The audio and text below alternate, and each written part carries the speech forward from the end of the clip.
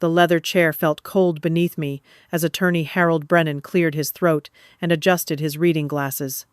My son Tyler sat to my left, his wife Amber to my right. 3 months since Gerald's funeral, and here we were, dividing what remained of my husband's life. Tyler inherited the Miami penthouse, worth $2.3 million. I got the old mountain cabin in Pine Ridge. Amber's laughter cut through the office. Fits you perfectly, you stinking old woman. That evening they forced me from the family home. 4 hours later, my hands shook as I unlocked the cabin door. I froze at what I saw inside. The cabin was nothing like I remembered. The last time I'd seen this place, 15 years ago, it had been a neglected shack with peeling paint and a sagging porch. Now, as I stepped inside, my breath caught in my throat. Gleaming hardwood floors stretched before me. The kitchen had been completely renovated with stainless steel appliances and granite countertops.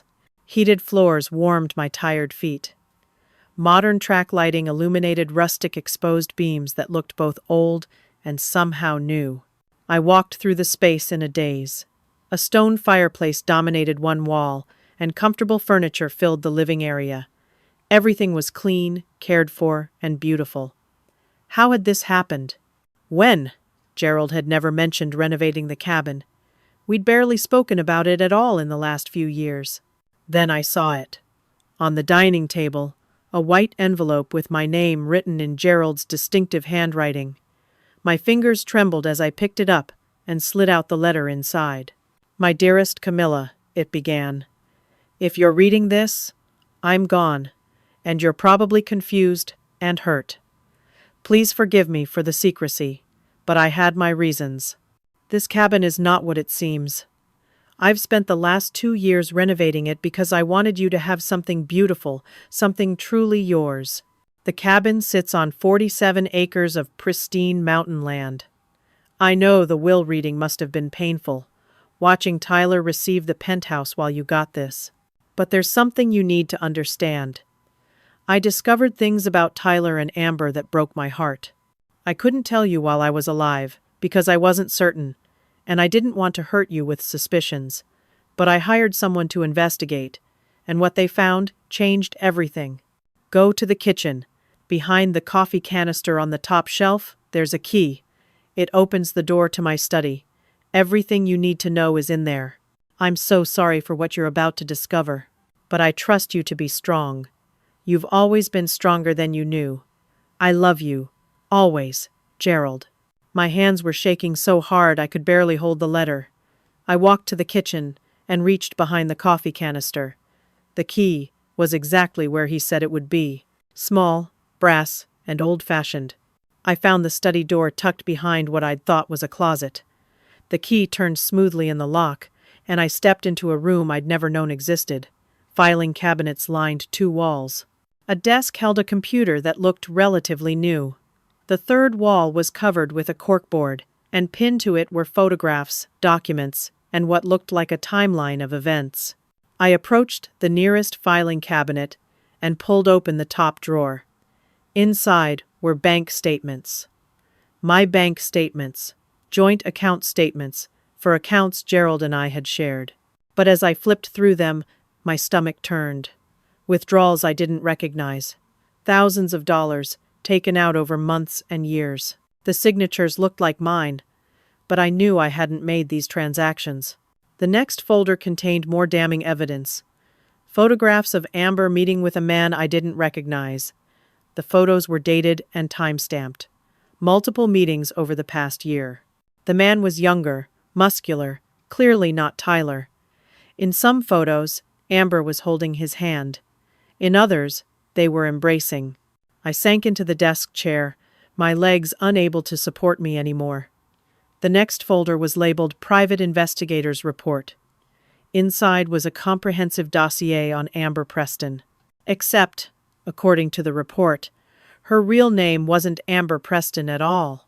My daughter-in-law's real name was Amy Bradshaw. She had a criminal record in Colorado, fraud, identity theft. The investigator had traced her back through 2 previous marriages, both to sons of wealthy older men. In each case, She'd isolated the son from his father, helped drain family accounts, and disappeared after the father died and the inheritance was settled.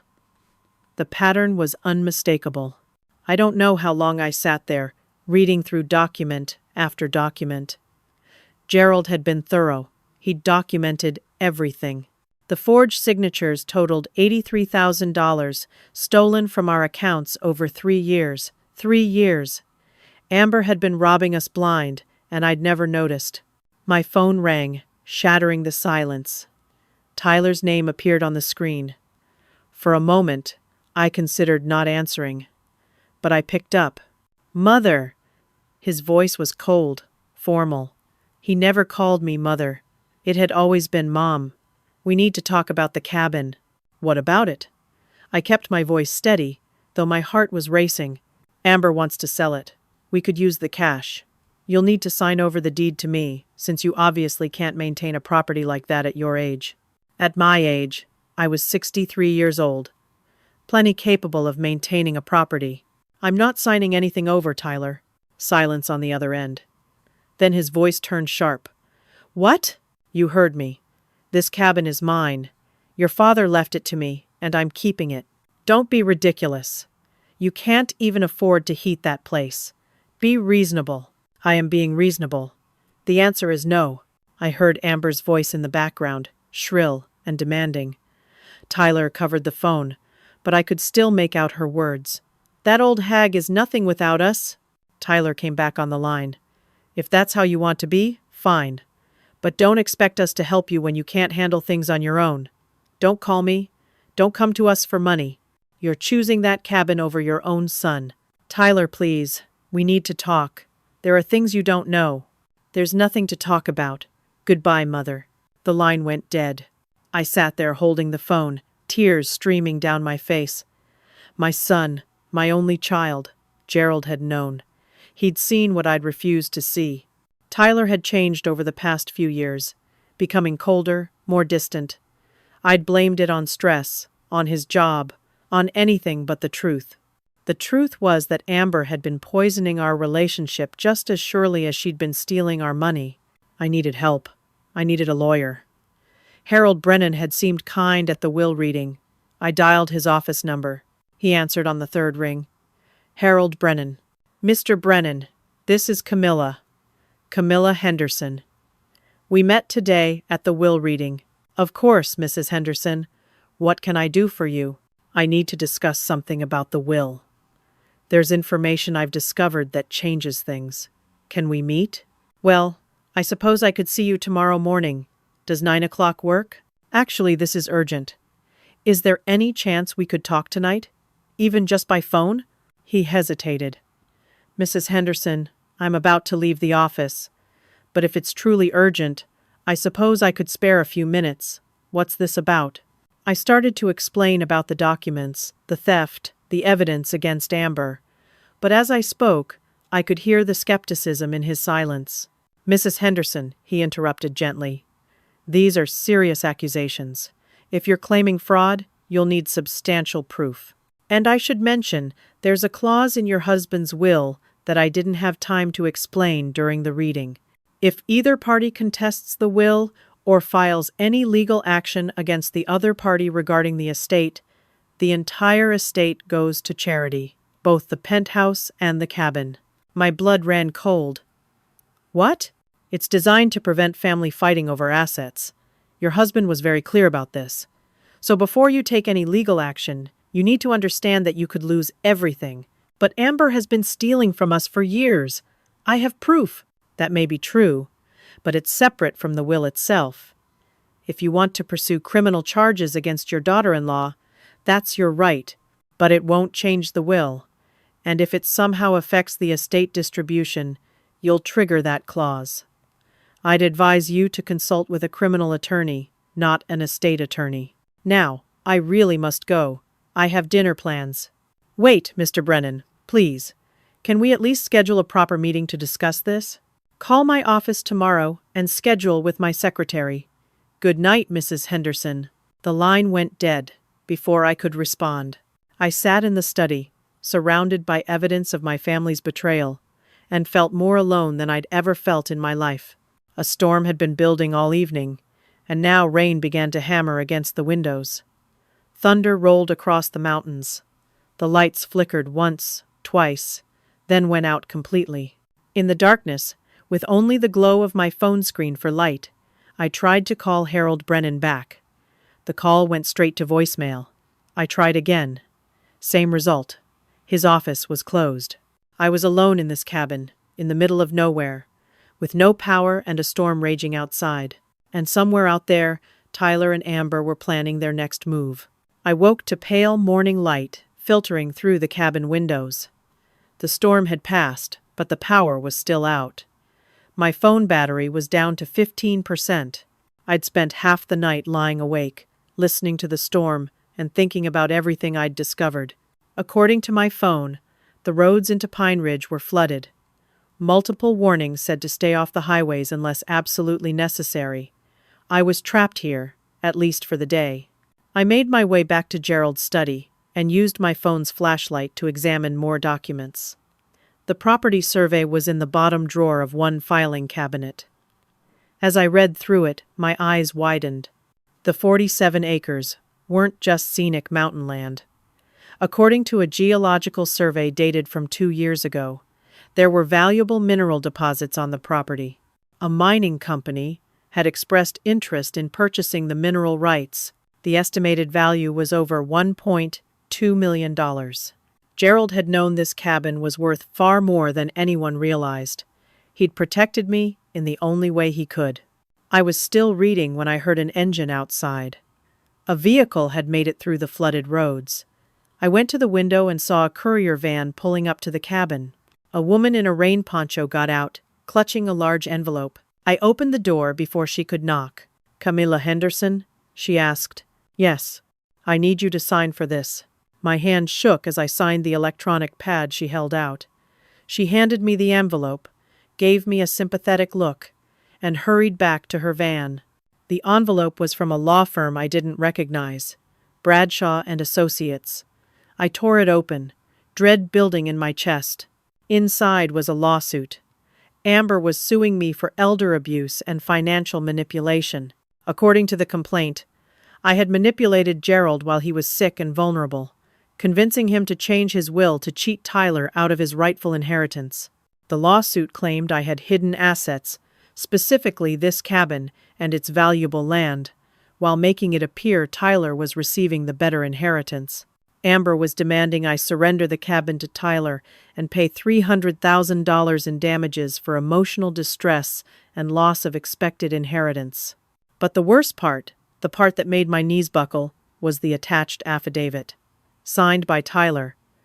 My son had sworn under oath that he believed I had manipulated his father. He claimed I had isolated Gerald from his family during his illness. He stated that Gerald had told him, before he died, that he felt pressured by me to change the will. Every word was a lie, but Tyler had signed it anyway. The court date was set for 10 days from now. I had 10 days to find a lawyer and defend myself against my own son's accusations. I tried calling Harold Brennan again. This time he answered, "Mr. Brennan, I've been served with a lawsuit. From Amber. She's claiming I manipulated Gerald." His sigh was heavy.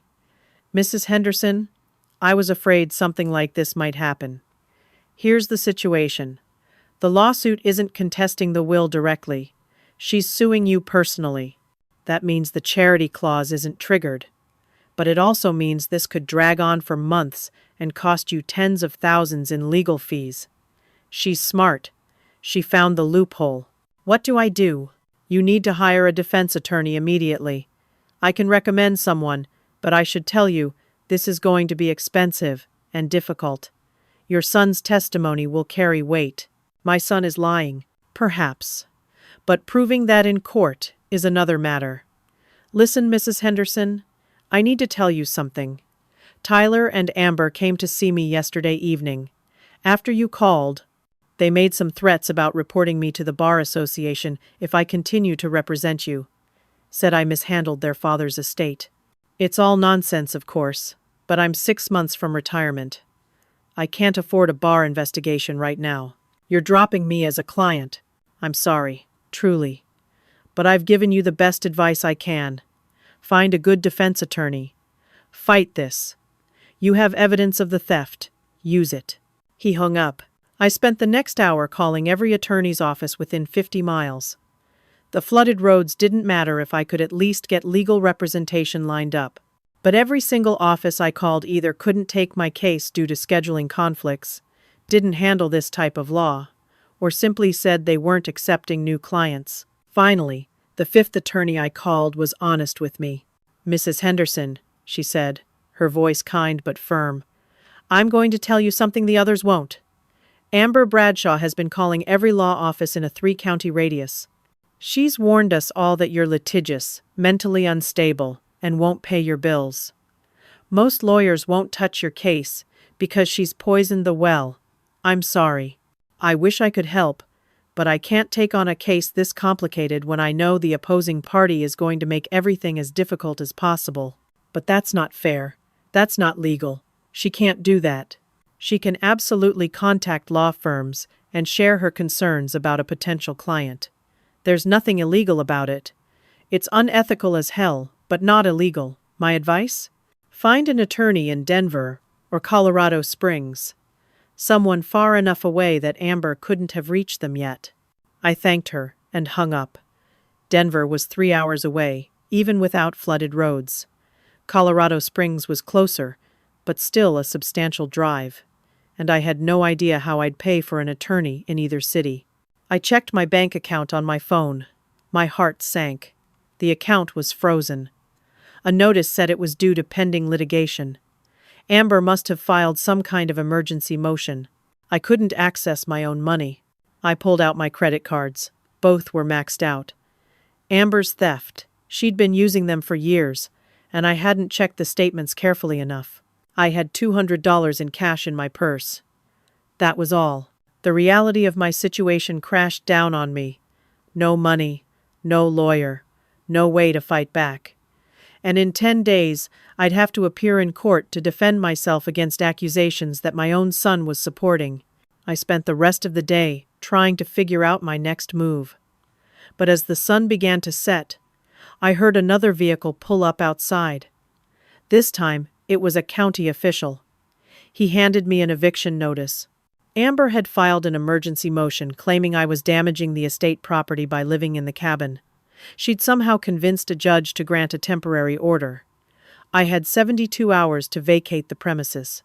"This can't be legal," I said, staring at the notice. "Sorry, ma'am," the official said. "Judge's orders. You've got 3 days." He left, and I stood in the doorway, holding the notice. In 3 days, I'd be homeless.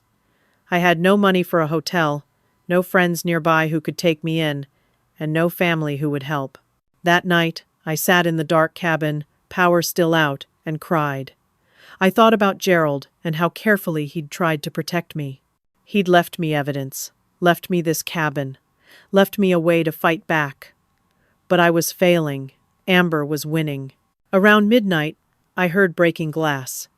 I ran to the living room and found a brick lying on the floor, shattered glass everywhere. A note was tied to the brick with string. "Leave or else." I called 911. Sheriff Raymond Bradshaw arrived 20 minutes later. He was a big man, broad-shouldered, with a hard face and cold eyes. "Mrs. Henderson," he said, not bothering to hide his disdain. "What seems to be the problem?" I showed him the brick and the note. "Someone threw this through my window. I'm being threatened." He looked at the brick, looked at me, and shook his head. "Looks like vandalism. Probably some kids." "It's not kids. There's a note. It's a threat. Could have been anyone. Hard to prove." "There's security cameras?" Gerald installed them. "Where's the footage?" I hadn't thought to check. The power was out, and I didn't know how to access the security system. "I'll need to figure out how to get to it." "Well, when you do, give us a call. Until then, there's not much I can do." He started to leave, then turned back. "Mrs. Henderson, I'm going to give you some advice. My cousin Amber is a saint for putting up with you. She's told me all about your behavior, your accusations, your attempts to turn your son against his wife. This whole situation is sad. Watching someone your age make such poor choices. My advice? Sign over that cabin to your son, like they asked, and move on with your life. It'll be better for everyone. Your cousin? The pieces clicked into place. Bradshaw was Amber's maiden name. The sheriff was related to her. That's right. So I know exactly what kind of person she is, and I know exactly what you're trying to do. You've been calling lawyers, spreading lies, trying to cause trouble. Get out of Pine Ridge before things get worse for you, and stop filing false reports, or I'll arrest you for wasting police time. He walked out, leaving me standing there with broken glass at my feet. I was completely alone. The sheriff was corrupt, protecting his cousin. No lawyer would take my case. My son had turned against me. I had 72 hours before I'd be thrown out of the only place I had left. Gerald had tried to save me, but I was losing anyway. Morning came too soon. I'd spent the night sweeping up glass and taping cardboard over the broken window. The power came back on around 5 in the morning, which meant I could at least make coffee and try to think clearly. I decided to go into town. Pine Ridge was small, maybe 3,000 people, but there had to be someone who could help me. Maybe the town had a legal aid office. Maybe I could find someone who knew a lawyer who'd take my case. The roads were still partially flooded, but passable. I drove the 6 miles into town and parked on Main Street. The diner seemed like a good place to start. Small towns, people talked in diners. Maybe I could learn something useful. The moment I walked in, conversations stopped. Every head in the place turned to look at me. The waitress, a woman in her 40s with bleached hair and too much makeup, approached with a coffee pot but no smile. "Sit anywhere," she said flatly. I took a booth by the window. She slapped down a menu without making eye contact. "Coffee, please," I said. She poured, spilling some on the table. Didn't apologize, just walked away. I ordered scrambled eggs and toast when she came back. She didn't write it down, just nodded and disappeared. The food that arrived 20 minutes later was cold eggs and burnt toast. Nothing like what I'd ordered, but I didn't have the energy to complain. As I ate, I listened to the conversations around me, and I heard my name. "That's her," someone whispered at the next booth. The woman Amber was talking about. Poor thing. Losing your mind like that at her age. I heard she's been making terrible accusations, trying to steal money from her own son. Amber's been so patient with her. I don't know how she does it. They weren't trying to whisper quietly. They wanted me to hear. I finished eating and went to the counter to pay. The waitress overcharged me by $5. When I pointed it out, she rolled her eyes. "That's what the register says." I paid and left. My next stop was the library. If I couldn't find a lawyer to help me, maybe I could research legal procedures myself. But when I asked the librarian for help accessing legal databases, she looked at me like I'd asked her to commit a crime. "We don't have anything like that here," she said. "You'd need to go to a university library." "Can I at least use the computers?" "They're all in use." I looked around. Half the computers were clearly empty. "Those ones look available." "They're reserved." I gave up and left. I spent the rest of the morning driving to every business in town that might help me. The insurance office, the real estate office, the post office. Everywhere I went, people were cold, dismissive, or outright rude. At the post office, when I tried to ask about forwarding my mail, the clerk interrupted me. "You're the one causing problems for the Preston family, aren't you?" "I'm not causing problems for anyone." "That's not what I heard. Amber's a good person. What you're doing to her is shameful." I walked out. It became clear as the day went on. Amber had been in Pine Ridge for weeks, maybe longer. She'd befriended people, told them her version of events, positioned herself as the victim of a cruel, mentally unstable mother-in-law. By the time I arrived, the entire town had already decided I was the villain. I stopped at a gas station on the edge of town. While I was pumping gas, I pulled out my phone and searched for Amber's social media. What I found made me feel sick. She'd been posting about me for months. Not by name, but it was obviously me. Posts about dealing with difficult family members. Posts about elder abuse, but flipping the script to make it seem like she was the one being abused. posts about protecting her husband from toxic relatives. The comments were full of support. Hundreds of people telling her how strong she was, how she deserved better, how they'd dealt with similar situations.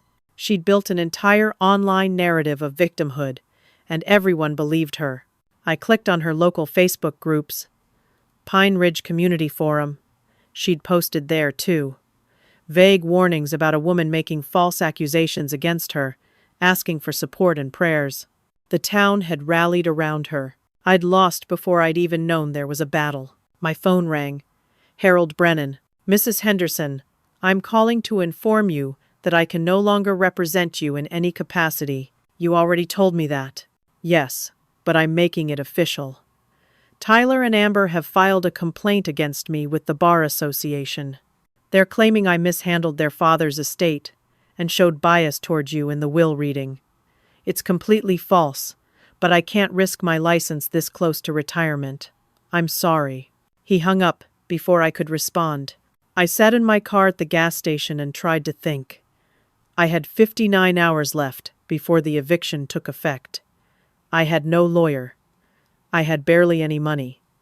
I had no allies. Tyler had the penthouse, worth millions.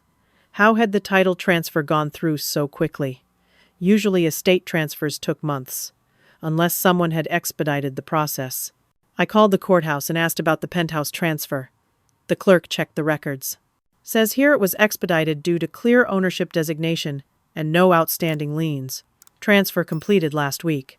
Last week? But the will was just read 3 days ago. Ma'am, according to our records, the will was probated 2 weeks ago. The reading was a formality. Amber had been planning this for weeks. She'd known exactly what was in the will before we sat in that office. She'd known I'd get the cabin, and she'd already started her campaign to take it from me. I drove back to the cabin feeling defeated. But as I pulled up, I saw 3 cars parked in front. People I didn't recognize standing on the porch, peering in windows. I got out of my car. Can I help you? A man in his 50s turned around. Are you Camilla Henderson? Yes. Who are you? We're with the Pine Ridge Property Management Association. We've received complaints about this property. We need to do an inspection. Complaints? From who? We're not at liberty to say, but we've been told you're not properly maintaining this property, and since it's part of a larger estate that's in dispute, we need to verify its condition. You can't just walk onto my property. Actually, ma'am, we can. This is a designated historical property, and we have the right to inspect for code violations. This was insane. Show me the paperwork. He handed me documents. They looked official, full of legal language I didn't understand. I was so tired, so overwhelmed. I didn't know if they were real or if Amber had somehow faked these too. Fine, inspect. But I'm staying with you the whole time.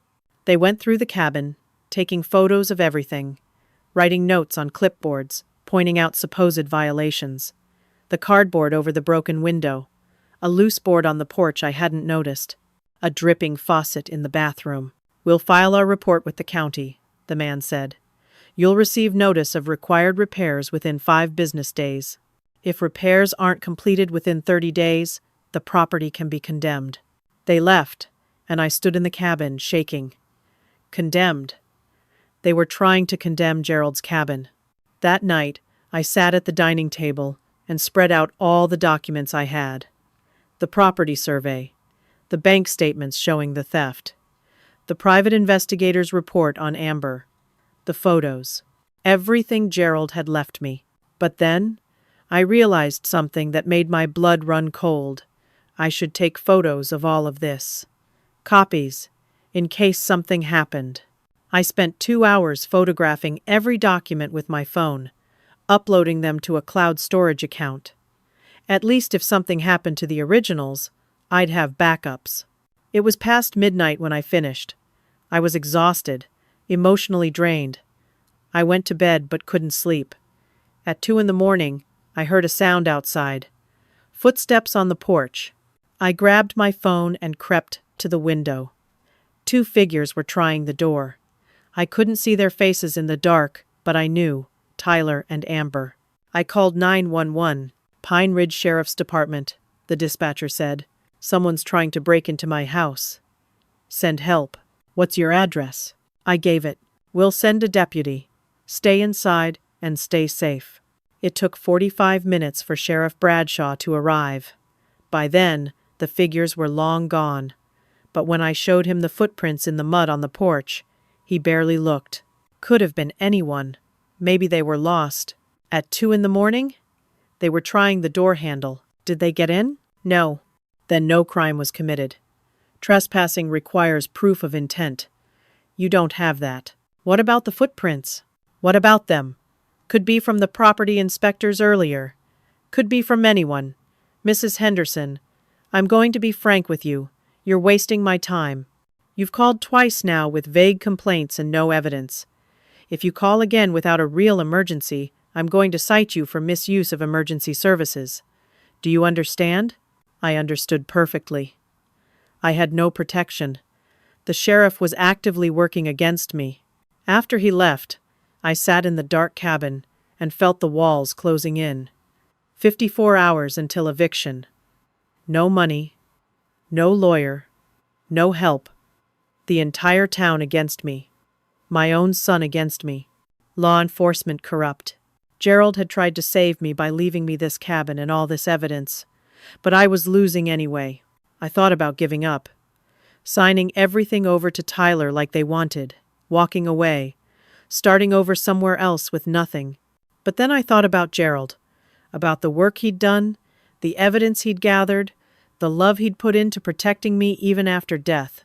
I couldn't give up. Not yet. Day 1 of my 72 hours began with me packing. I didn't know where I'd go, but I needed to be prepared. I had no money for a motel. My old friends from the city weren't answering my calls. Amber must have contacted them too. I'd slept maybe 2 hours. My head ached. My body felt heavy with exhaustion and despair. I was 63 years old, and I was about to be homeless. I spent the morning going through the cabin, trying to decide what to take. Gerald's documents were the most important. I packed them carefully in a waterproof bag. Clothes, toiletries, photos, everything that mattered to me fit in 3 boxes and 2 suitcases. Around noon, I took a break and made myself eat something. I wasn't hungry, but I needed strength. As I sat at the table, I looked around the cabin, really looked at it. Gerald had renovated this place with such care. Every detail was perfect. He'd created something beautiful for me, and I was about to lose it. I couldn't let that happen without a fight. I went back to the study and started going through the filing cabinets again, looking for anything I might have missed, anything that could help me. As I pulled out the bottom drawer, it stuck. I pulled harder. Something was jamming it. I got down on my knees and looked underneath the desk. There was a piece of wood blocking the drawer. I reached under and tried to move it, but it wouldn't budge. It was fixed in place somehow. I stood up and tried to move the desk itself. It was solid oak, heavy as sin. But I was desperate. I pushed with all my strength. The desk scraped across the floor, inch by inch. My back screamed in protest, but I kept pushing. When I'd moved it about 3 feet, I saw what had been underneath. A trapdoor. My heart started pounding. I knelt beside it and found a small metal ring set into the wood. I pulled, and the door lifted smoothly on well-oiled hinges. Stone steps led down into darkness. Cold air drifted up from below, carrying the scent of earth and stone. I grabbed a flashlight from the kitchen and shined it down. The steps descended about 12 feet into what looked like a basement. I made my way down carefully, testing each step before putting my full weight on it. The stairs were solid. At the bottom, I found a light switch and flipped it. Fluorescent lights flickered on, illuminating a room about 20 feet by 15 feet. The walls were stone, the floor concrete. Filing cabinets lined 2 walls. A safe sat in one corner. A desk with a computer. And covering the far wall was a massive corkboard covered with documents, photos, and red strings connecting various elements. This wasn't just a hidden basement. This was a command center. I approached the corkboard slowly, taking it all in. In the center was a photo of Amber, but surrounding her were photos of 5 other women. Different names, different hair colors, but all around the same age as Amber. 30 to 35. Attractive. Calculating eyes. Lines connected each woman to different men. Wealthy men, all of them. And notes beside each man. Died 2019. Died 2020. Died 2018. Dates and causes of death. Heart attacks mostly. Natural causes. Except they weren't natural. As I read Gerald's notes, the pattern became clear. Each of these women had married the son of a wealthy widower. Each had isolated the son from his father. Each had been present when the father died. Each had inherited substantial money. Each had disappeared after the estate was settled. This wasn't just fraud. This was organized, systematic. A pattern repeated across multiple states. Gerald had been documenting a criminal conspiracy. And in the corner of the board, in Gerald's handwriting, FBI contact. Special Agent Patricia Drummond. A phone number. I pulled out my phone with shaking hands. The number had a Washington, D.C. area code. I dialed. It went to voicemail. You've reached Special Agent Patricia Drummond with the Federal Bureau of Investigation. I'm unable to take your call. Please leave a detailed message and I'll return your call as soon as possible. Agent Drummond. My name is Camilla Henderson. My husband was Gerald Henderson. He was collecting evidence about a fraud ring. I think he was working with you. He died 3 months ago, and I found his evidence. I'm in danger. I need help. Please call me back. I left my number and hung up. I turned to the safe. It was a modern digital safe with a keypad. I tried Gerald's birthday. Wrong. My birthday. Wrong. Our anniversary. The safe beeped and the lock disengaged. Inside were external hard drives. 3 of them, labeled Backup 1, Backup 2, Backup 3. I pulled them out carefully. These must contain all the digital evidence Gerald had collected. Behind the hard drives was a stack of folders. Original documents, bank statements, forged checks, communications between the women in the fraud ring, everything. And at the very bottom of the safe was a small video camera. I picked it up and saw it had a port for an SD card. I turned it on and the screen lit up. One video file, dated the week before Gerald died. I hit play. Gerald's face appeared on the screen. He looked thin, worn down by illness, but his eyes were clear and determined. "Camilla," he said, and my eyes filled with tears at hearing his voice again. "If you're watching this, you found the basement. Good. That means you're safe for now.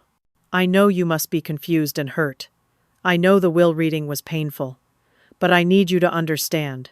Everything I did to protect you, and to expose the people who've been destroying families like ours." He coughed, struggled to catch his breath, then continued. "Tyler is not innocent. I hate saying that about our son, but it's true. Amber manipulated him, yes. But Tyler made his choices. He knew what she was doing. The money she stole from our accounts, he helped her cover it up. The lies she told, he supported them. I gave him chances to come clean. He chose Amber every time." My heart broke hearing this. "The penthouse is bait," Gerald continued. "I gave it to him because I wanted to see what he'd do with it. Would he use the money to help you? Would he question why you only got the cabin? Would he show any compassion? Or would he take the money and run? I hoped I was wrong about him. I prayed I was wrong. But I needed to know, and so do you." He leaned closer to the camera. "This cabin is worth more than the penthouse. Much more. The land alone is worth over $1 million. The mineral rights another million or more. But, more importantly, this cabin contains the evidence that will bring down an entire criminal organization. Amber isn't working alone. She's part of a group that targets wealthy families, especially older men with assets. They marry the sons, isolate the fathers, and collect the inheritance. I've documented 6 cases. There may be more." He started coughing again, harder this time. When he recovered, his voice was weaker. Contact Agent Drummond. Give her everything. The hard drives contain all my research. The safe has the original documents. She'll know what to do with them. And Camilla, I need you to be strong. Stronger than you've ever been. They're going to come after you. Amber will try to take this cabin because she knows what's in it. She might not know about the basement yet, but she'll figure it out eventually. His eyes filled with tears. I'm so sorry I'm leaving you alone to face this. I'm sorry I can't be there to protect you. But I gave you the tools. Use them. Fight back. Don't let them win. You're the strongest person I've ever known, even if you don't see it yourself. The video ended. I sat in that basement, surrounded by evidence, and cried. Gerald had known he was dying. He'd used his last weeks to prepare this for me, to give me a way to fight back. My phone rang. I looked at it, hoping it was Agent Drummond returning my call, but it was an unknown number with a local area code. Hello? Mrs. Henderson? A woman's voice. This is Marie from the Pine Ridge County Clerk's office. I'm calling to remind you that your eviction hearing is tomorrow morning at 9. You need to be in court to show cause why you shouldn't be removed from the property. Tomorrow? The notice said. I had 72 hours. That's not until the day after tomorrow. According to our records, ma'am, you were served 4 days ago. The 72 hours expires tomorrow. That's not possible. I was served 2 days ago. I'm looking at the proof of service right now. It's dated 4 days ago. If you don't appear tomorrow, you'll be removed by the sheriff and cited for contempt. They'd backdated the notice. Amber had somehow gotten them to falsify the date. I was losing time faster than I'd thought.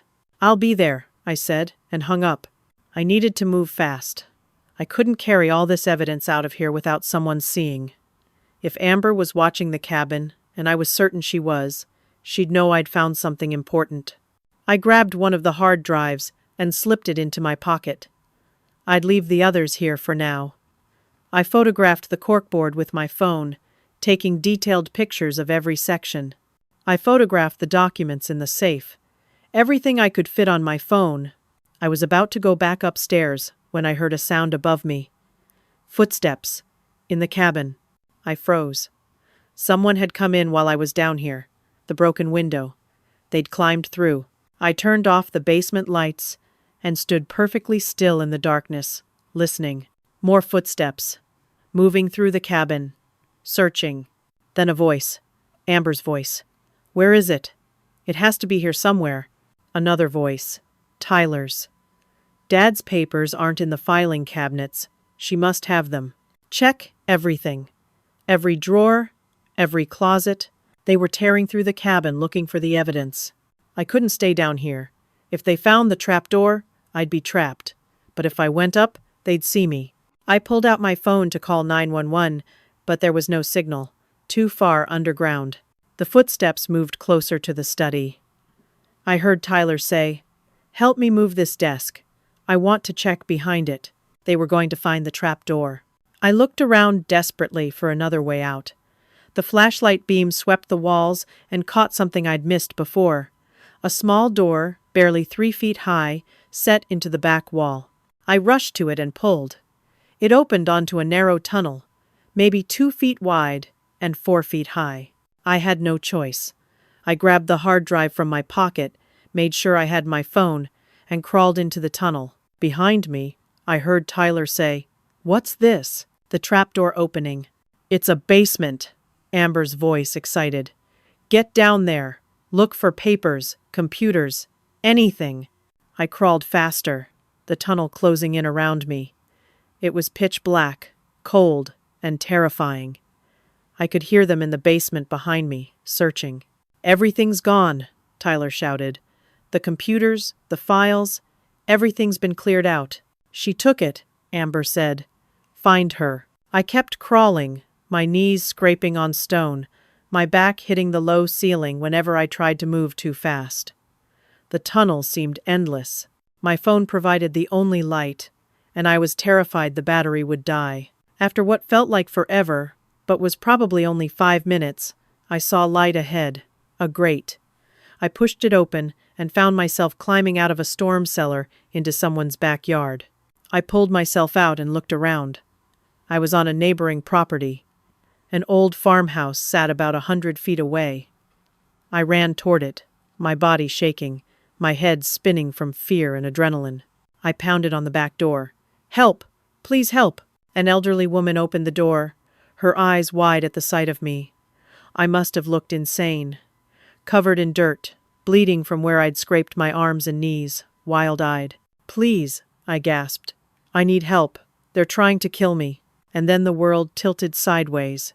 My vision went dark, and I felt myself falling. I woke up on a soft couch with a cold washcloth on my forehead. The elderly woman from the door was sitting in a chair nearby, watching me with concern. "Easy now," she said softly. "You hit your head when you fainted. I cleaned up your cuts. You're safe here." I tried to sit up, and pain shot through my skull. How long was I out? About 10 minutes. I was about to call an ambulance. "No," I said too loudly, then tried to calm down. "No ambulance. Please. I can't afford it, and I need to stay hidden." She studied me carefully. "You're Camilla Henderson, aren't you? Gerald's wife?" "You knew Gerald. We were neighbors for 40 years. He bought this land when he was just a young man. My husband and I bought our place around the same time. Gerald used to come up here every summer. We'd have dinner together, talk about life. After my husband passed, Gerald still made time to visit me whenever he came up. He was a good man." Fresh tears filled my eyes. He was. "He told me something a few years ago," she continued. "He said if his wife ever came through that tunnel, I should help her, that she'd be in danger and would need protection. I didn't understand what he meant until now. You came through the tunnel. You knew about it?" "Gerald showed me years ago. Said it was for emergencies. He was always careful about things, especially after he got sick. He knew something was wrong in his family." She leaned forward. "I'm Josephine Walsh, and I think I know what you're running from." She went to a desk in the corner and pulled out a folder. "I've been watching your cabin for the past week. Gerald asked me to keep an eye on things after he was gone. I've got a telescope set up in my upstairs bedroom. I've seen everything. The people coming and going, your son and daughter-in-law breaking in, the sheriff ignoring your calls for help. I've been documenting it all." She opened the folder and showed me photographs. Clear, detailed shots of Tyler and Amber at the cabin. Time-stamped. Dated. Photos of them climbing through the broken window. Photos of the sheriff's car parked outside while doing nothing to help. Photos of the property inspectors who'd harassed me. "Why didn't you come forward?" I asked. "I tried. I went to the sheriff yesterday. Told him what I'd seen. He told me to mind my own business. Said I was just a lonely old woman with too much time on my hands. He threatened to cite me for harassment if I kept bothering him." She smiled grimly. "But I'm a retired paralegal. I know the law, and I know how to document evidence properly. Everything I've seen is dated, time-stamped, and detailed. This would hold up in court." Hope flickered in my chest for the first time in days. "Would you testify?" "Absolutely. Gerald was my friend. You're being abused and robbed, and I'm not going to stand by and let it happen. I need to contact the FBI," I said. "Gerald was working with them. There's an agent named Patricia Drummond. Use my phone." She handed it to me. I dialed Agent Drummond's number again. This time she answered on the second ring. "Agent Drummond." "Agent Drummond, my name is Camilla Henderson. I called you earlier. Gerald Henderson was my husband." A long pause. "Mrs. Henderson, I've been trying to reach you for months. I went to your home after Gerald died, but no one would tell me where you were. I thought the investigation was dead. It's not. I have everything. All of Gerald's evidence. The hard drives, the documents, everything. Where are you right now?" "I'm at a neighbor's house in Pine Ridge, Colorado. My son and daughter-in-law are trying to take the cabin where Gerald stored everything. They know I found it. They're looking for me. I'm in Washington. I can have agents there in 24 hours. Can you stay safe until then?" "I'll try." Mrs. Henderson, what you have is critical. Gerald was documenting one of the largest elder fraud rings we've ever seen. If his evidence is as comprehensive as I think it is, we can take down an organization that's stolen millions from families across 6 states. Stay hidden. Don't contact your son or daughter-in-law. I'm going to send you a secure upload link. Use it to send me photos of everything you have. Can you do that? Yes. She gave me the link, and I spent the next hour using Josephine's computer to upload every photo I'd taken of Gerald's evidence. Every document, every page of the private investigator's report, every photo from the corkboard. The upload was slow, but I got everything sent. Received, Agent Drummond said when I called her back. This is incredible work. Gerald was thorough. I'm looking at evidence of fraud, identity theft, and possibly murder in multiple cases. You need to understand, Mrs. Henderson. The people you're dealing with are dangerous. This isn't just about money. If they've killed before, and I believe they have, they won't hesitate to kill again. They already tried to trap me in the basement. If I hadn't found the tunnel, I don't know what they would have done. Stay with your neighbor. Lock all the doors. I'm sending state police as backup. They should arrive before my agents do. Don't let anyone in except law enforcement with proper identification. I hung up and looked at Josephine. Thank you. For everything. Don't thank me yet. We're not out of this. She went to the window and looked out. Camilla, you should see this. I joined her at the window. Tyler's truck was parked at the end of her driveway, blocking the exit. And Amber's car was parked down the road, watching the house. They know you're here, Josephine said. How could they know? They probably saw you run across the yard. Or maybe they just guessed. There's nowhere else you could have gone. We watched as Tyler got out of his truck and started walking toward the house. Josephine went to the door and locked it, then checked all the windows. We call the police, she said. The sheriff won't help us. He's Amber's cousin. Then we call state police directly. She picked up her phone, but before she could dial, we heard glass breaking. Not in the house. In the barn behind us. He's trying to distract us, Josephine said. Classic tactic. The barn was old and full of hay. Within minutes, we could see smoke rising from it. Tyler had set it on fire. We need to get out, I said. No. That's what they want. We go outside. They grab you. We stay inside. She dialed 911. My barn is on fire. I need fire department immediately. She gave the address. Yes, there are people on the property. No, I don't feel safe. Please send help. The fire spread quickly, flames leaping from the barn toward the house. The heat was intense even from 100 feet away. Smoke billowed across the yard. And then, looking out the front window, I saw something that made my blood run cold. Tyler's truck was gone. When I looked back at the barn, I understood. The fire was a distraction. Tyler had circled around to the front of the house. Josephine, he's inside the house. We heard footsteps downstairs, heavy boots on the wooden floors. Josephine grabbed my hand and pulled me toward the attic stairs. Come on, quickly. We climbed the narrow stairs and pulled the door shut behind us. Josephine locked it from the inside. He'll break it down eventually, she whispered, but it'll buy us time. From below, we heard Tyler searching the house, opening doors, calling out.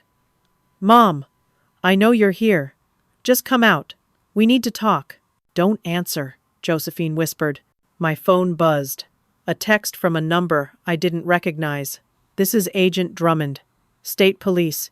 ETA. 15 minutes. Stay hidden. 15 minutes. We just needed to survive 15 minutes. Tyler's footsteps came up the main stairs. He was on the second floor now, right below the attic. We heard him trying doors, getting closer. Then he was at the attic door. The handle rattled. Mom, open the door. Silence. I'm sorry about everything. Amber manipulated me. I see that now, but I need you to give me the evidence you found. It's not safe for you to have it. These people are dangerous. I wanted to believe him. Every cell in my body wanted to believe that my son was still in there, still the boy I'd raised. But I remembered Gerald's video, Tyler had known. He'd helped Amber steal from us. He'd signed an affidavit lying about me. "Mom, please. I'm scared for you. Let me protect you." Then Amber's voice from downstairs. "Tyler, the cops are coming. Get her, and get out now." The gentleness dropped from Tyler's voice. "Mom, last chance.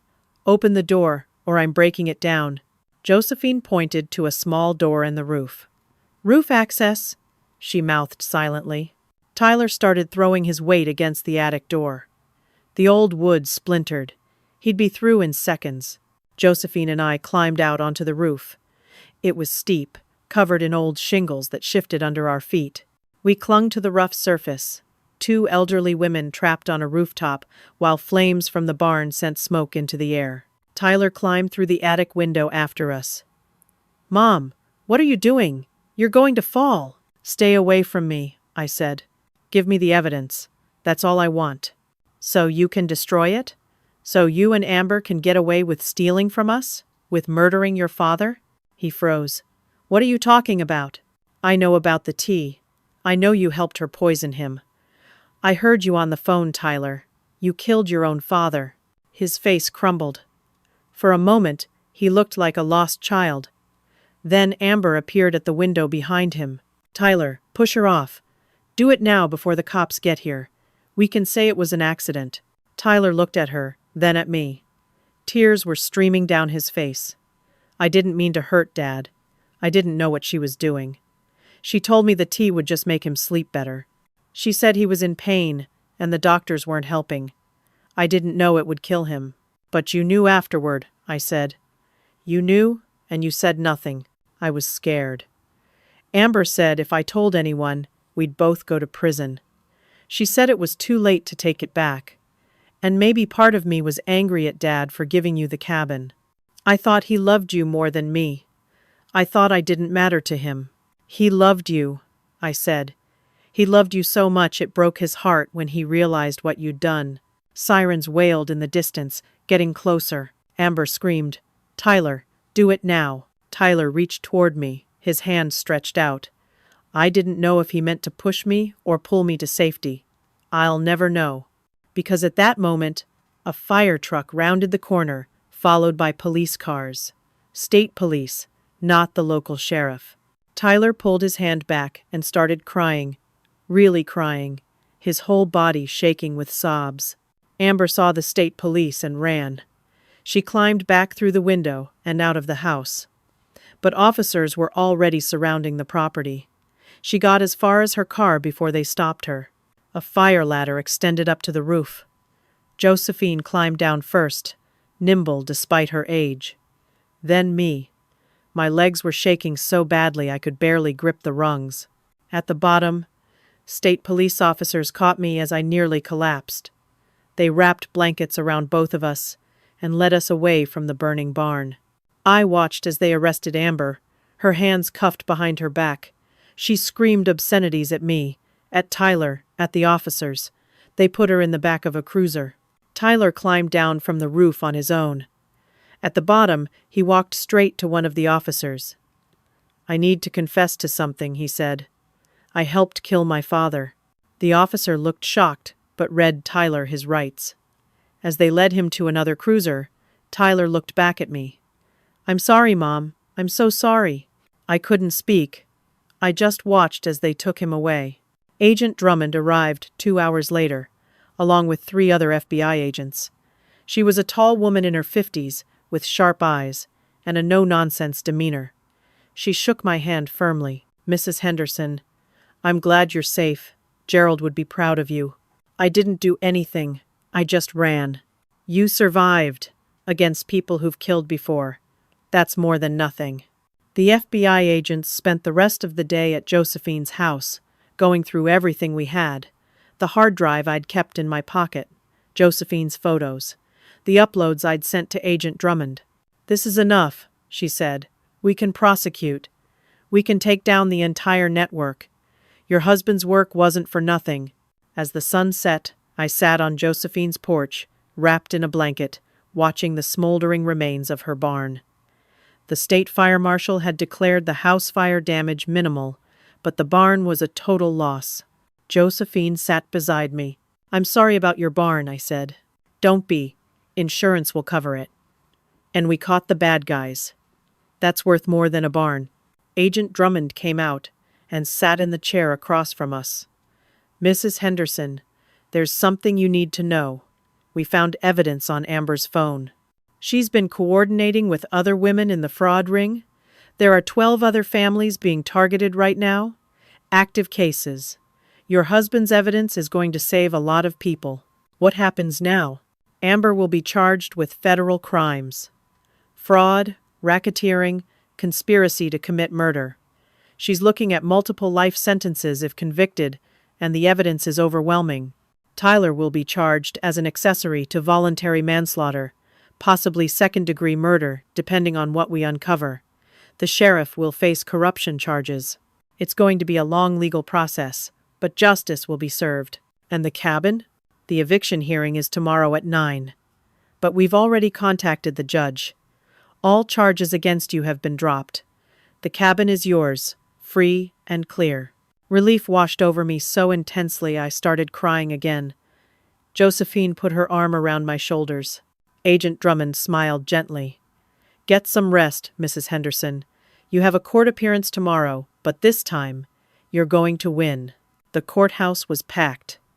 News of the FBI investigation had spread overnight, and media filled the hallway outside the courtroom. I walked in with Agent Drummond on one side and Josephine on the other, my two unlikely allies. The judge who'd originally signed the eviction order had recused himself.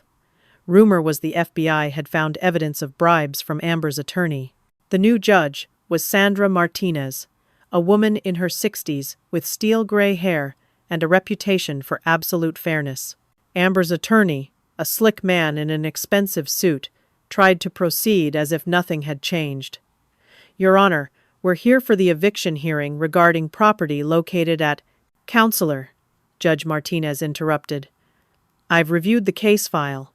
I've also been briefed by the FBI on certain developments. Before we proceed, I'd like the state prosecutor to address the court." A woman in her 40s stood up from the prosecution table. "Your Honor, the state of Colorado moves to dismiss all claims against Camilla Henderson. Mrs. Henderson is the victim of fraud and harassment. The plaintiff, Amy Bradshaw, also known as Amber Preston, was arrested yesterday on federal charges including fraud, racketeering, and conspiracy to commit murder. The eviction notice was obtained through false statements and perjured testimony. The state asks that the eviction order be vacated and all claims dismissed with prejudice." Judge Martinez nodded. Motion granted. "Mrs. Henderson, all charges and claims against you are dismissed. You have full legal right to remain in your property." It was over, just like that. Weeks of terror and harassment ended with a few words from a judge. But Judge Martinez wasn't done. "Furthermore, I've taken the time to review the will of Gerald Henderson in detail. There's a clause here that I believe needs to be addressed." My lawyer, a public defender who'd been assigned to me that morning, looked confused. Judge Martinez read from the will.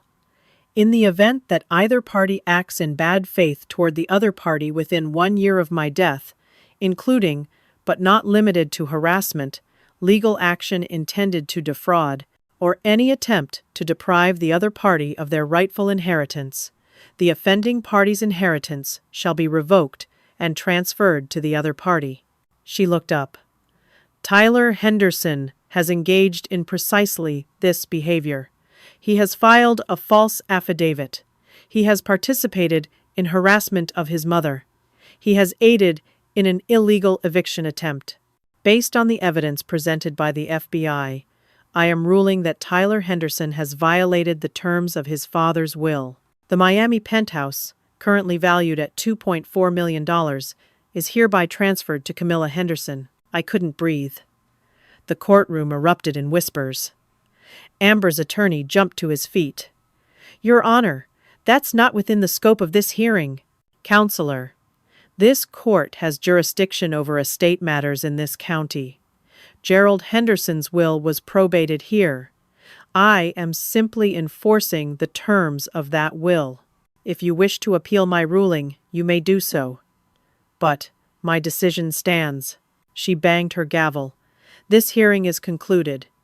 Mrs. Henderson, you have my apologies for what you've been put through. The court finds that you have been the victim of a coordinated campaign of harassment and fraud. Full costs of this proceeding will be assessed against the plaintiff." I walked out of that courthouse in a daze. Agent Drummond was smiling. "Your husband was brilliant. He built protections into his will that we didn't even notice at first reading. I own the penthouse. You own the penthouse, which means you can sell it and use the money however you see fit. Or keep it. It's yours." Over the next few weeks, the full scope of Amber's crimes became clear. The FBI arrested 11 other people involved in the fraud ring. They recovered millions of dollars in stolen assets. Families across 6 states were getting justice. Tyler took a plea deal. Voluntary manslaughter. 15 to 25 years. His lawyer arranged for me to visit him in jail before his sentencing. I almost didn't go, but something in me needed closure. He looked terrible, thin, pale, with dark circles under his eyes. He sat across from me in the visiting room, unable to meet my eyes. "Mom," he said, his voice breaking. "Why?" I asked. "Why did you do it?" "I don't know. Amber made me feel like I mattered, like I was important. Dad and you always seemed so complete together. I felt like an outsider in my own family.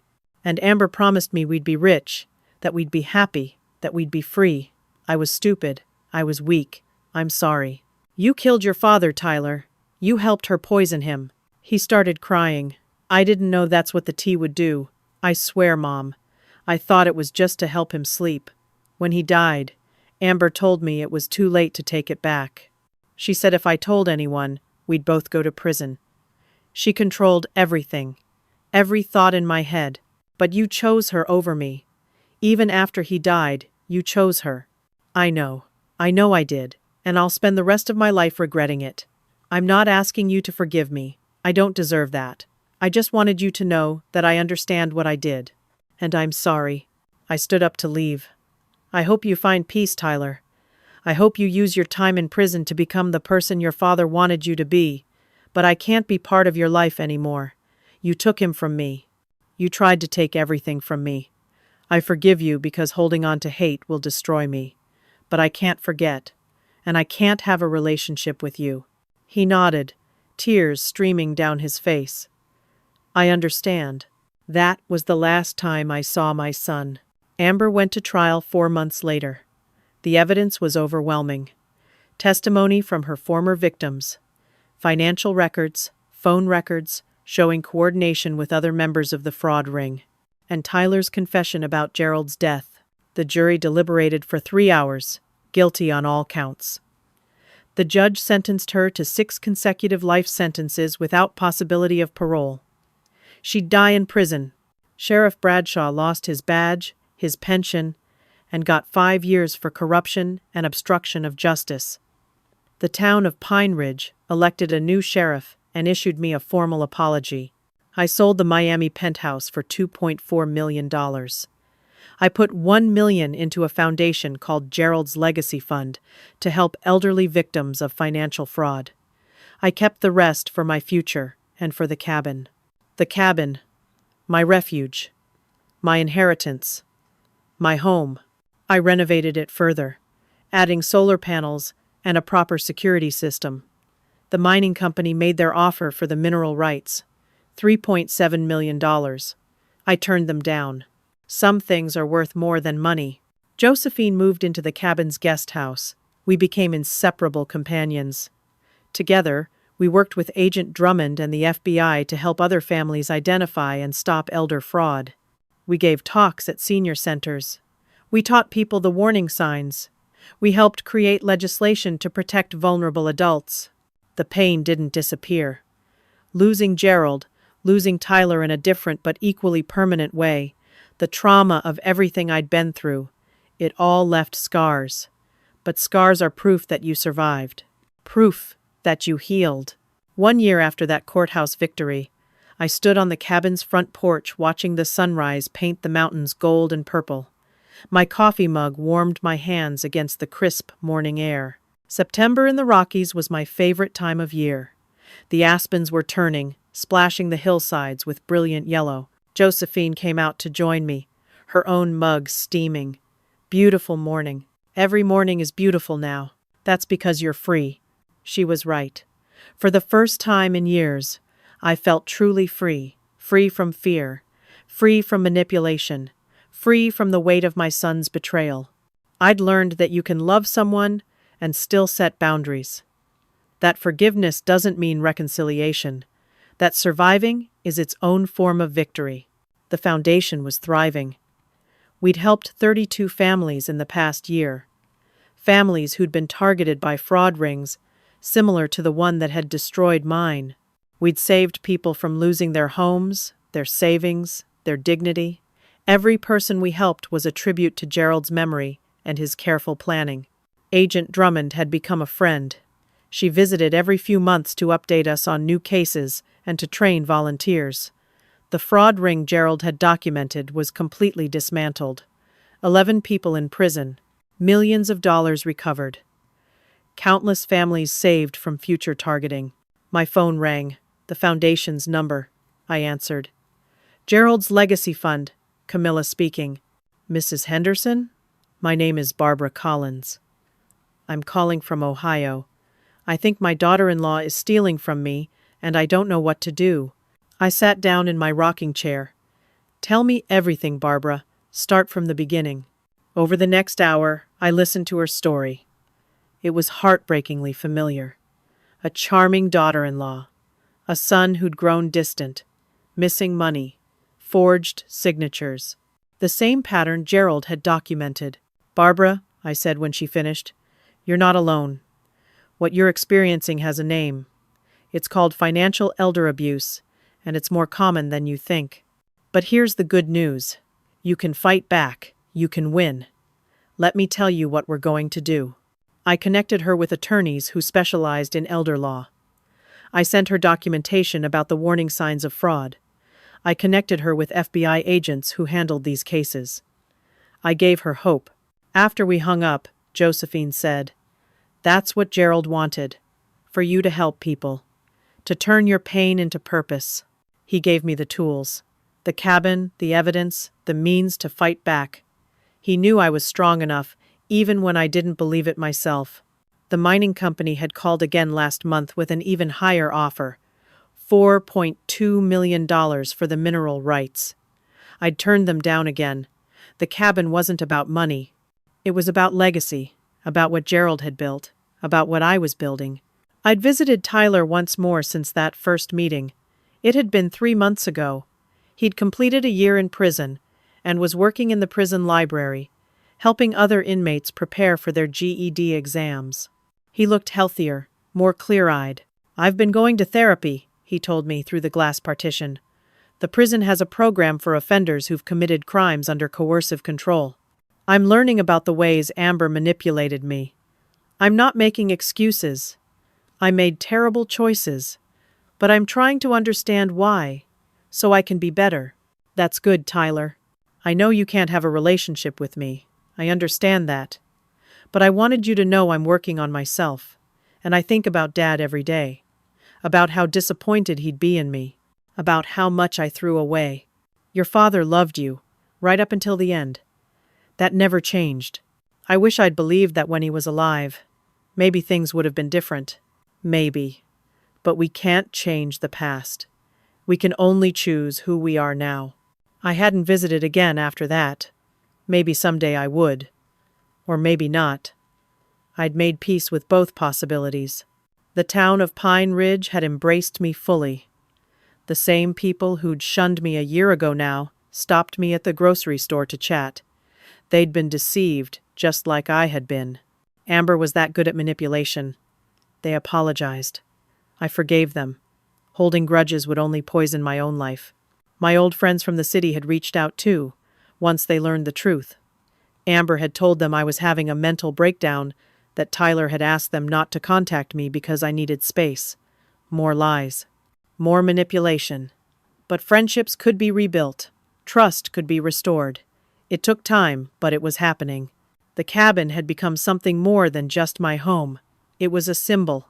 Other elderly people who'd been victimized by fraud came to visit. They sat on my porch and told their stories. They cried. They raged. They healed. I listened. I understood. I helped when I could. Josephine and I had started a support group that met monthly. 20 to 30 people would gather in the cabin's living room. We'd share our experiences. We'd warn each other about new scams. We'd celebrate victories. We'd mourn losses. We'd remind each other that we weren't alone. I'd learned so much this past year. I'd learned that betrayal can come from the people you love most, that money and greed can corrupt even family bonds, that institutions and systems can fail you. But I'd also learned that strangers can become allies, that one person's careful planning can save another person's life, that survival is an act of defiance, that there's power in turning pain into purpose. Gerald's face smiled at me from the photo on the mantel. I walked over and picked it up, tracing his features with my finger. "Thank you," I whispered. "Thank you for the cabin. Thank you for believing I was strong enough. Thank you for loving me enough to protect me even after you were gone." I believed he could hear me. Wherever he was, whatever came after this life, I believed he knew that his plan had worked, that I'd survived, that I'd thrived, that his legacy was helping people. The real inheritance had never been the cabin or the penthouse or the money. The real inheritance was the knowledge that I was stronger than I'd ever imagined, that I could face betrayal, corruption, danger, and isolation, and still come out the other side with my dignity intact. I was 64 years old, starting a new chapter of my life.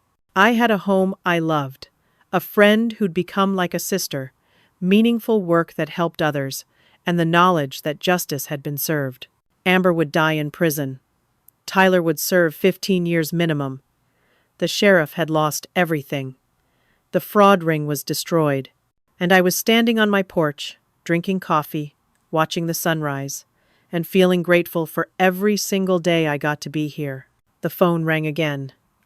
Another call for help. Another family in crisis. Another chance to make a difference. I looked at Josephine. She nodded.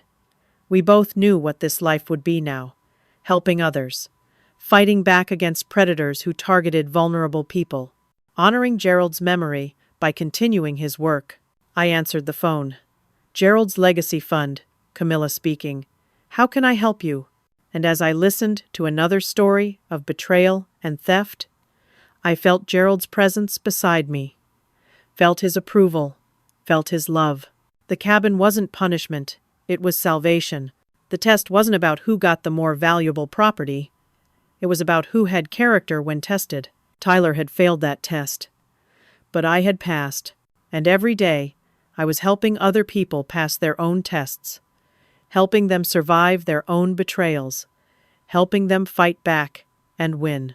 Sometimes losing everything shows you what truly matters. Sometimes the thing that looks like the worst inheritance turns out to be the greatest gift. Sometimes the people who seem like they're winning are actually losing everything that matters. Gerald had known all of this. He'd built his final gift to me with such care, such love, such faith in who I could become. I'd spent my whole marriage thinking of Gerald as my protector, my partner, my love, and he'd been all those things. But in his final act, he'd given me something even more precious. He'd given me the chance to discover my own strength, to become my own protector, to save myself. And now I was using that strength to protect others. That was the real legacy. Not the money or the property. The legacy was knowing that one person's courage could inspire courage in others. That one person's careful planning could save multiple lives. That love could transcend death and continue to protect and guide even when the person was gone. As the sun climbed higher, painting the mountains with light, I felt at peace. Genuinely, completely at peace. The journey had been brutal. The betrayals had cut deep. The fear had been overwhelming. But I'd survived. I'd won. and I was using my victory to help others win their battles. Gerald would be proud. I was proud of myself. And that, more than anything else, was worth more than any inheritance could ever be. The cabin would stand for generations. The foundation would continue its work long after I was gone. And somewhere, somehow, Gerald's spirit would know that his final gift had been exactly what I needed. Not a luxurious penthouse, not easy money, but a sanctuary, a purpose, and the chance to discover that I was so much stronger than I'd ever known. I raised my coffee mug to the mountains, to the sunrise, to Gerald's memory, to my own survival. To second chances, I said. Josephine clinked her mug against mine. To fighting back and winning. To knowing your worth. To new beginnings. We drank our coffee and watched the day begin, two elderly women who'd learned that the best revenge isn't revenge at all. It's living well, it's finding purpose, it's helping others. It's refusing to let betrayal and cruelty turn you bitter. The cabin door stood open behind us, welcoming anyone who needed shelter from their own storms. The foundation would answer phones all day, helping families in crisis, and I would go to sleep that night, knowing I'd made a difference. That was Gerald's true gift. Not the cabin itself, but what the cabin represented. Safety, truth, justice, purpose, love that transcends death. And as I stood there in the morning light, I finally understood what he'd been trying to tell me all along. You're stronger than you know. You're more capable than you believe. And when the world tries to take everything from you, the most powerful thing you can do is refuse to be broken, to stand back up, to fight back, and to win. I'd done all of those things, and I'd do them again for every person who called the foundation asking for help. That was my promise to Gerald. That was my promise to myself. The cabin wasn't just mine anymore. It belonged to everyone who needed to know they could survive their own betrayals. Everyone who needed proof that fighting back was worth it. Everyone who needed to see that justice could win. And every sunrise I watched from this porch was a reminder that I'd earned this peace, this home, this life. I'd inherited a cabin. But what I'd really inherited was the strength to save myself. And that was worth more than all the penthouses in the world. Now, I want to ask you something. Have you ever faced a situation where someone you trusted betrayed you? How did you find the strength to fight back? Share your story in the comments. Your experience might help someone else who's going through something similar. And if this story touched your heart, please hit that like button, subscribe to stay connected with more stories like this, and share this with someone who needs to hear it. Together, we can support each other through life's toughest battles. Thank you for listening to my story. May you always have the courage to stand up for yourself, and may you find peace and purpose in whatever challenges life brings your way.